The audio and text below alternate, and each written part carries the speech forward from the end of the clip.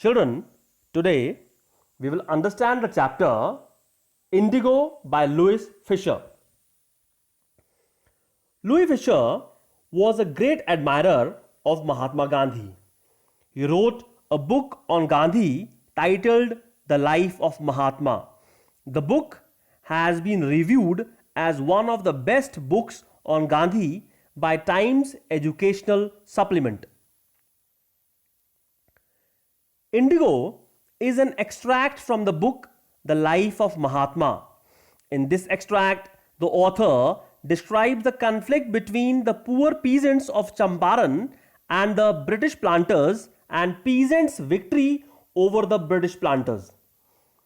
The British planters were forced to abandon their estates and revert them to the peasants.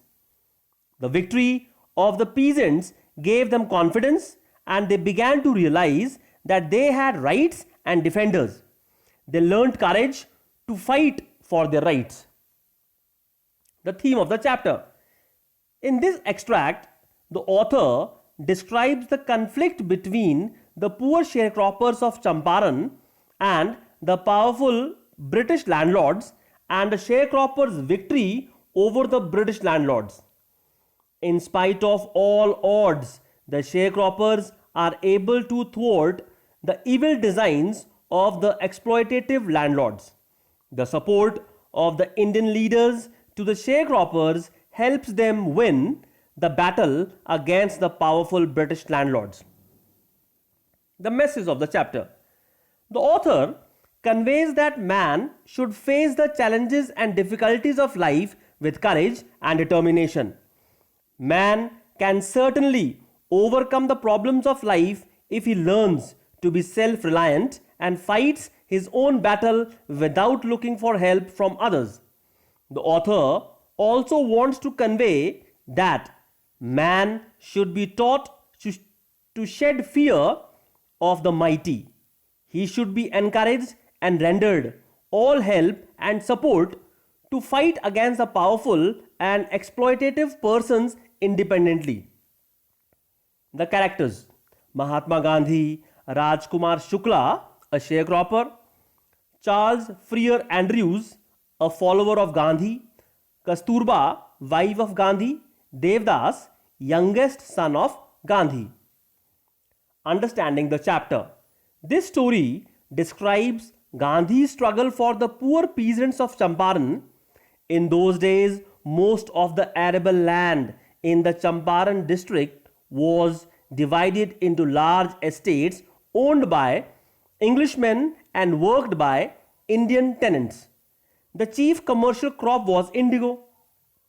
The landlords compelled all tenants to plant 15% of their indigo and surrender the entire indigo harvest as rent. This was done by long-term contract. The British didn't need the indigo crop anymore when Germany had developed synthetic indigo. Just to release the peasants from the 15% agreement, they demanded compensation. Some illiterate peasants agreed, but others refused.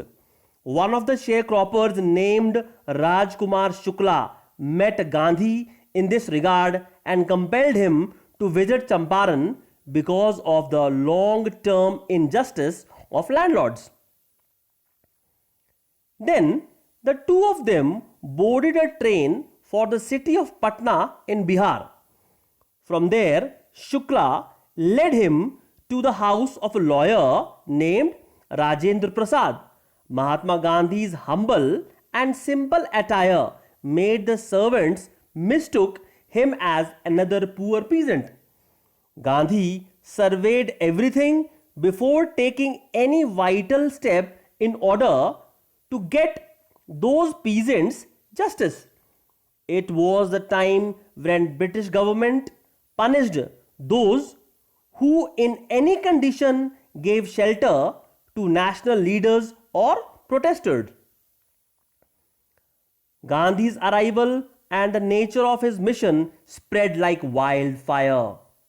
Many lawyers and peasant groups came in large numbers to support him. The lawyers accepted the fact that their charges were high and for a poor peasant it will be irksome. Gandhi rebuked them for collecting big fee from the sharecroppers. He stressed on counseling as this would give the peasants enough confidence to fight their fear. He managed to get justice after a year-long battle for the peasants. He also made arrangements for the education, health, and hygiene for the families of the poor peasants. He gave them the lesson of self reliance. Thank you.